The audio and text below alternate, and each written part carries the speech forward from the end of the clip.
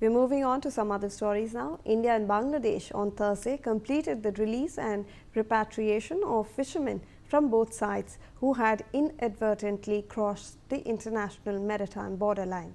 According to the Ministry of External Affairs, a total of 23 Indian fishermen and 128 Bangladeshi fishermen were released and sent back to their respective countries along with their operable vessels. Now, the fishermen had been apprehended by the authorities of the other country in recent weeks after straying into territorial waters.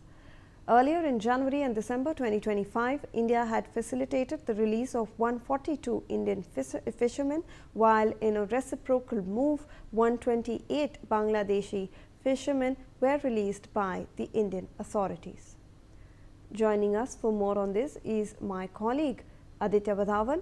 Aditya, we are learning of this release, bilateral release by India and Bangladesh of fishermen. Could you give us some more details on that front?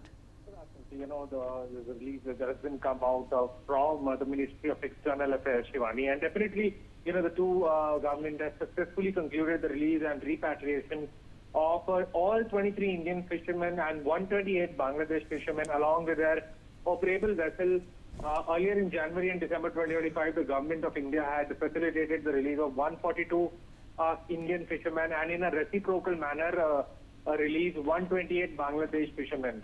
You know, the mutual exchange of fishermen and the vessels has been worked out, keeping in mind the humanitarian and livelihood concerns of fishing communities on both sides.